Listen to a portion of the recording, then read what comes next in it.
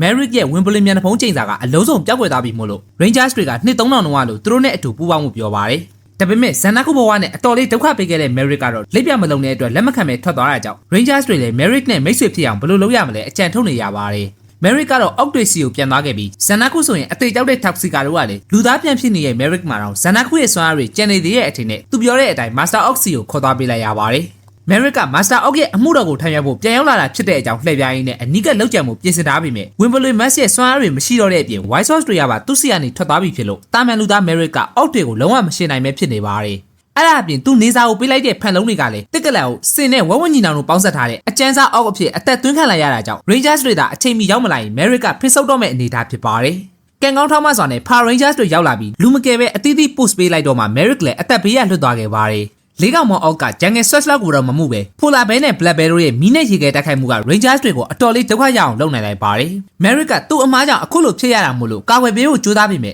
လက်ရှိမှာဘာစွမ်းအားမှမရှိတော့တဲ့တာမန်လူတယောက်ဖို့မိစ္ဆာတကောင်ကိုတော့ဘလို့မှရင်မဆိုင်နိုင်ပဲဖြစ်နေတဲ့အချိန် Rockline ရဲ့တတိပေးတဲ့ကြောင့် White Sox Crystal 3လုံးက Merrick စီကိုပြန်ရောက်လာခဲ့ပါတယ်။ Wimbledon ခေါင်းပုံစံလက်ပတ်နိုင်မော်ဖာဖြစ်သွားတာကြောင့် Merrick လည်းအဲ့ကစွမ်းအားကိုထုတ်သုံးလိုက်တော့ White Sox တွေနဲ့မတူညီတဲ့ Luna Wolf Ranger လာရောက် Wimbledon ဖြစ်သွားခဲ့ပါတယ်။ Wolf Ranger ရဲ့စေပါကအနိကရောအဝေးပြစ်စနိုက်ပါသုံးလို့ရတဲ့အပြင်လေဆာပူးနဲ့ပါ၄កောက်ဆယ်မိတ်စာကိုစနူကာထိုးပြီးချက်ချင်းအနိုင်ယူပစ်လိုက်ပါတယ်။အနားမှာအသိရှိနေတဲ့ Toxica ကလည်းအသက်ပြန်သွင်းပေးလိုက်တော့ Merrick ကသူ့ရဲ့ White Sox တွေနဲ့ကျင်းစာစွမ်းရည်မရှိတဲ့ Predators ကိုပေါင်းဆက်လိုက်ပါတယ်။ Rangers 9ယောက်ကလည်းသူတို့ရဲ့တက်ဆက်ရ White Sox တွေနဲ့အတူ Rhinoceros ကိုစိုးပတ်နဲ့ပါပေါင်းဆက်လိုက်တော့ဘလောက်ပဲအင်အားကြီးတဲ့၄កောက်မောင် Ox ဖြစ်နေပါစေ Rangers တွေရဲ့စုပေါင်းအင်အားကိုတော့မတွန်းလှန်နိုင်ပဲအတွဲညှိချေမုန်းလိုက်ကြပါတယ်။ Megasource ရဲ့ Final Strike အဆုံးသတ်ကန်ချက်အပြင် Predators ရဲ့ Revolver ဖန်နဲ့မိချောင်းအမီထိုးချက်နဲ့ပါပေါင်းပေးလိုက်တော့ Crystal တွေစုပေါင်းထားတဲ့ Ox ကအဆုံးသတ်သွားခဲ့ပါတယ်။ Merrick ကအဲ့လောက်နဲ့မရက်သေးပဲထွက်ပြေးဖို့ကြိုးစားနေတဲ့ General Ox နေစာကိုပါ Full Moon Slash နဲ့တခါတည်းဖျက်ဆီးပေးလိုက်ပါတယ်။လက်ရှိအချိန်မှာလွန်ခဲ့တဲ့နှစ်3000တောင်ကလို့ Rangers 6ယောက်ပြန်ဖြစ်သွားပြီမြဲ Merrick ကတော့သူ့ကြောင့်ရန်သူလက်ထက်ရောက်သွားရတဲ့ Crystal တွေကိုပြန်ပေးပြရနဲ့ Animarian ကိုပြန်မလိုက်တော့ပဲတယောက်တည်းလင်းလွင်မှုဆုံးဖြတ်လိုက်ပါတယ်။မင်းသမီးရှေ့တာကိုစောက်ရှောက်ပေးခြင်းပေမဲ့ဇန်နာကုအနေနဲ့သူ့လောက်ခဲ့တဲ့မကောင်းမှုတွေကိုပြန်လည်ပေးဆက်နိုင်မှုအတွက်တင့်တော်တဲ့လမ်းကိုရွေးချယ်ခဲ့တာဖြစ်ပါတယ်။